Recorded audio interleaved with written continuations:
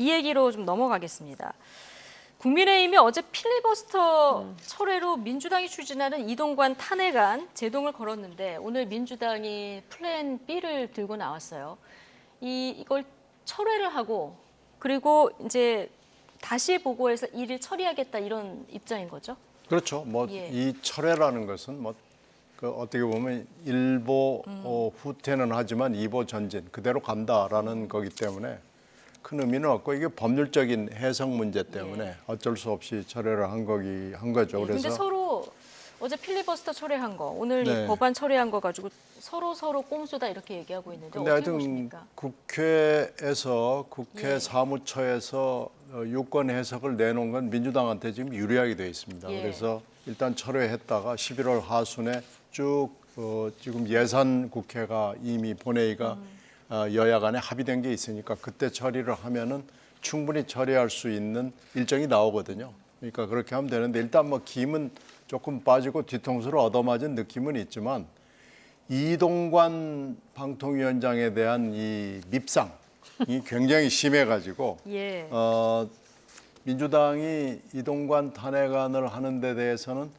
별로 그렇게 저항감은 없고 내부에도 문제점 지적은 별로 없어 보입니다. 다만 이제 문제는 이정섭 수원지검 차장 문제는 뭐 그렇게 하는 것이 옳았느냐라는 거에 대해서 내부에서도 좀 찬반이 있고요. 네. 물론 강경파는 해야 된다고 뭐 지금도 주장을 합니다만은 그건 조금 오버하는 거 아니냐라는 의견이 분명히 존재합니다. 네. 이동관 위원장 탄핵과 검사 2명 탄핵에 대한 어떤 의견을 좀 분리해서 그렇죠. 특히 평가를 해야 이정섭 된다는. 수원지검 차장은 현재 이재명 대표에 대한 수사를 총지휘하는 사람이기 때문에 이제 이 사람에 대한 이 관련 사안이 지금 적혀 있는 사안이 이게 과연 탄핵 사안이냐 하는 데 대해서는 이견이 있을 수 있습니다. 예. 자, 어쨌든 탄핵을 철회하고 다시 발의하겠다. 자, 민주당 이렇게 방침을 정했고요. 근데 여당은 김준표 국회의장이 철회를 받아준 거 아니겠습니까? 근데 이걸 받아주는 과정에 문제가 있고 이게 국회 동의권을 침해했다. 이래서 권한쟁의를 따져보겠다고 하고요. 그리고 안건을 다시 올리는 게 이게 가능하냐. 일사부재의를 이게 위배했다 하면서 이것도 가처분 신청을 내겠다는 입장인데요. 그러니까 지금 참 국민 경제도 그렇고 민생도 그렇고 또 예산도 통과시켜야 되는 이 와중에 그 노랑봉투법과 방송 3법만 해도 그렇습니다. 그 내용을 보면은 진짜 문제가 많은 요소가 한두 가지가 아니거든요. 근데 그거를 필리버스터도 못하고 이동관 방통위원장 탄핵 문제가 걸리면서 어제 그것 자체도 지금 포기한 거 아니에요. 그리고 지금 필리버스터를 포기하고 그다음에 그걸로 그 탄핵이 끝난 줄 알았는데 이게 의제로 논의되지 않았기 때문에 한 번 또 올리겠다라는 거 아니에요? 그러니까는 지금 우리나라 국회의 수준이 딱 요 정도다라는 생각밖에는 안 듭니다. 결국은 이동관 방통위원장이 사실 들어올 때부터 뭐 여러 가지 논란의 중심에 있던 거는 사실이에요. 그런데 결국 왜 이걸 가지고 그러느냐? 내년 선거에서 결국 방통위를 저렇게 묶어 놓으면 결국은 그 방송과 관련해서 야당에 훨씬 유리한 지형이다라는 계산을 하지 않겠습니까? 또 뭐 여당은 여당대로 자기네들의 어떤 의도가 있을 것이고요. 그런 상황에서 이러한 그 소모적인 정쟁 그리고 결국은 노란봉투법이나 방송 3법은 제가 볼 때 대통령이 또 거부권을 행사할 것 같습니다. 그래서 우리나라 정치판에서 탄핵 그다음에 거부권 이런 게 그냥 보통 명사가 돼버려서 이건 한 번만 해도 굉장히 심각하게 느껴져야 될 사안인데 대한민국 정치판에서는 탄핵이라든지 거부권이라든지 뭐 이런 거 이게 아주 아무렇지도 않게 그리고 아까 이미 신경민 의원님이 지적하셨듯이 자기의 그 대북 송금과 관련해가지고 수사를 지휘하고 있는 검사를 이런 식으로 탄핵했다라는 거는 그 속셈이 너무나도 명확하게 들여다 보이는 건 아니냐. 이거 완전히 이재명 방탄이라고 해도 할 말이 없을 것 같습니다. 지금 두 분 얘기해 주신 대로 민주당은 검사 2명에 대한 탄핵안도 지금 같은 절차로 다시 처리하겠다 이런 입장인데요. 이동관 방송통신위원장 그리고 한동훈 법무부 장관 오늘 이렇게 비판했습니다. 듣고 오시겠습니다. 철회했다가 다시 올리고 철회했다 또 올리고 이런 희한한 일이 반복된 이런 것을 용인해서는 안 되는데 나쁜 선례를 남길 수도 있다는 점에서 심각하다고 봅니다. 동의하시죠? 제가 아까 말씀드렸다시피 국민들께서는 4.4.5입 떠올리실 것 같습니다. 숫자의 우위를 앞세워서 민주주의 제도를 부인하거나 무력화하는 것은 사실은 요 최근에는 정치학자들이 그것을 바로 신종 테러라고 얘기합니다. 이른바 그 트럼피즘, 트럼프를 둘러싼 미국 정치에서도 상당 부분 드러나고 있는 것이죠.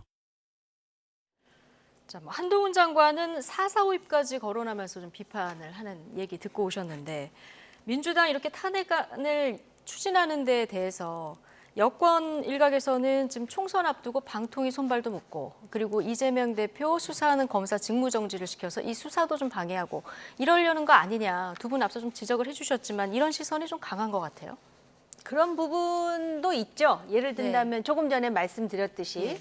그러나 또 이제 민주당에서는 이렇게 주장할 거예요. 결국은 방통위원장이 그 방통위원 한 사람하고 둘이서 방송통신을 장악하고 여권과 권력이 유리하게끔 방통 정책을 펴므로써 내년 총선에 유리한 고지를 점하려고 한다. 또 이렇게. 그러니까 네. 서로 지금 주도권 경쟁을 하는 거거든요. 그러니까요. 그렇기 때문에 길게 봐서 방송의 중립성을 위해서 뭔가를 자기네들 것을 내려놓는 그런 상황은 아니라는 것이 분명하고요. 그다음에 이동관 위원장을 아마 약한 고리로 생각한 거예요. 사실 그동안에 민주당에서 나온 그런 그 비판과 성토는 한동훈 법무장관에게 더 많이 집중돼 있었거든요. 네. 그런데 결국은 할 테면 해보세요 뭐 이렇게 나오니까 한동훈은 건드리지 못하고 결국은 이제 이동관만 어떻게 해서든지 손을 보겠다라는 식의 네. 지금 그런 태도를 유지하고 있고 한동훈 장관은 계속 얘기하잖아요. 심지어는 뭐 이승만 정권 때 4.4.5위까지 인용을 하면서 근데 이런 식의 소모적인 정쟁을 계속한다라는 것이 과연 국민들에게는 선택지가 있는가. 그러다 보니까는 이준석의 제3당론 하면서 여론조사 해보면은 왜 그 무당층이 상당수가 있지 않습니까? 예. 그런 상황이 지금 계속 개진다는 것이죠. 네.